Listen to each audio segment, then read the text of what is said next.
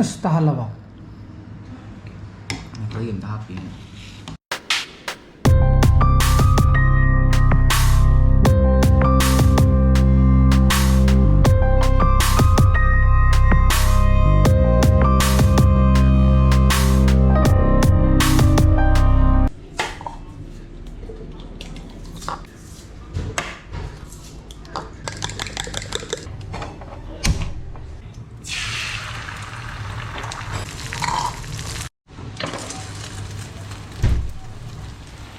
Good morning guys, welcome back to my channel. Man, my brain again.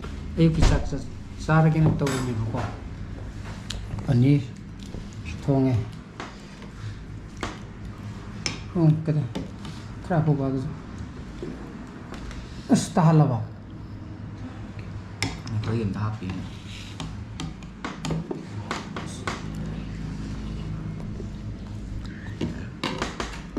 Siang ni sang am juga bunga. Ha. Paneer tu je. Chak tu eh. Ko. Do mai jung sai sak kan da mai mukhe bne. Chukho bo lakli. Aduna ngarangi block ki. Mama mathal le muni chalo. Aduna ngarangi block ko. Ngarangi block ki video editor ini bako. Ki mo budi ngasi tarik kya. Tarik kumunga ki nipan de jum yeng do ne bako. Nahangai di samaina noma chondara ga block se thai dana.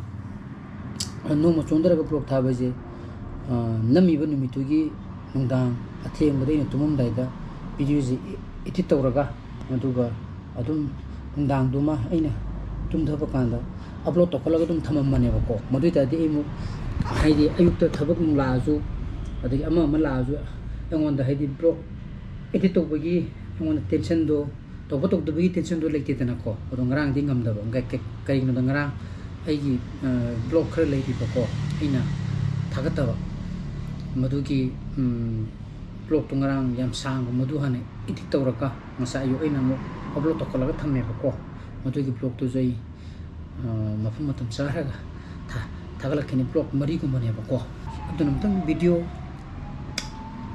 edit to ki kanai phone lai bo kana no lai bo anu number ba masai nung thenai na video ai block edit to budo roingam dre ba ko thabak na yada dana aduna hojikata loidengai reko pung 3 minute pung asakre render tawri aduna mo upload torok to ne ba ko pung ni pan na bagi adubo ai gi hojik internet speed se yam thure 150 mbps lo bune aduna ai gi router zo muk sin do ba ko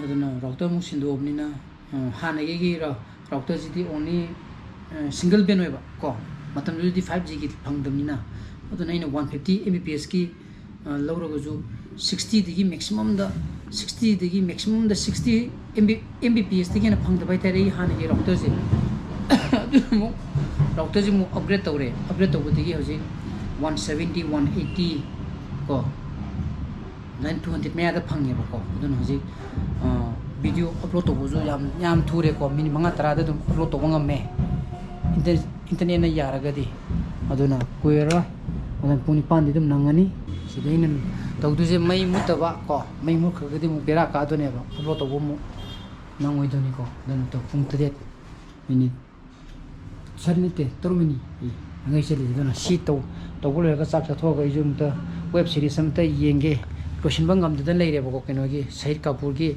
Farji na ma ngai ko prime video da la pai tare Amazon Prime da dan last episode katang ngai rabne madum tang yenge pung ama muk sang mani ngarang ina khari yeng ba hormoi dum tandana dum to ba ko madu yeng madana saksa na mu to ge ha ni ji ko ngdang mo sala ni na cha ru re ko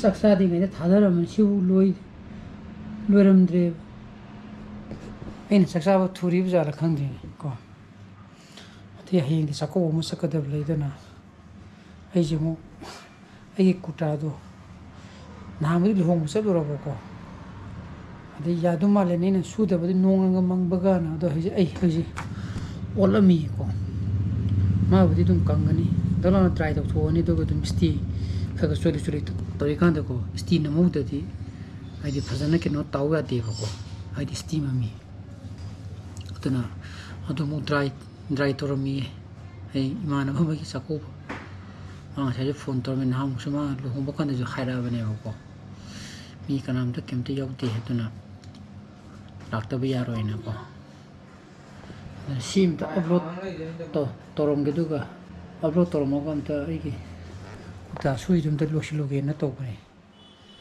en sali ka nam ku ram sui si lo nom hala ne ko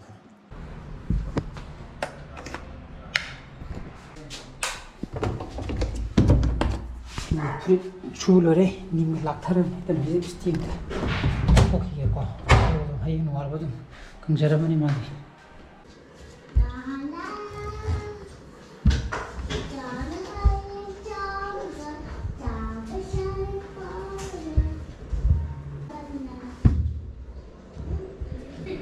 ai chanang tha ko ri ne ai phuji sure chanang tha gadra tha du ya gadra Lít bây giờ này dùng lít luôn kìa. Ê, ra cái đó. Tin mua cái số. Ông lít tin đến cái lùi rồi này. Tôi dùng tàu rồi hay là cái đó hay nào? Chú biết to. Phố cái này. Cái nó to ní anh. Ông tin đến cái lùi rồi này nè chứ. Ông tin đến cái lùi rồi này thì nó yên tâm đi. Chân hàng thà đi linh nguy mi. Ôi thà cái nào bây giờ? Thà đi dùng lít giờ tôi đi brava. Hay cái thằng nát rồi. Ya bro. Hey cái này. Chắc cũng cái này. Hả? Đúng tao cái.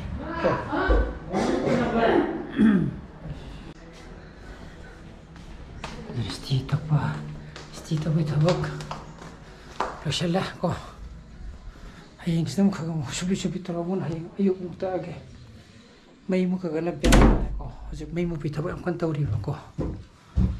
Yan sida yala ko ina tham.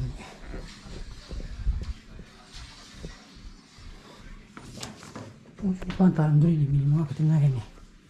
Apro to loi gre ko. Dana mayam thanks si bodin time to shinjara ge bro suba pam betho gadi like to biro mo share to bio no view so subscribe to biro mo ko. No hisana. Thursday the video, so please be safe and be healthy. Bye bye, good night.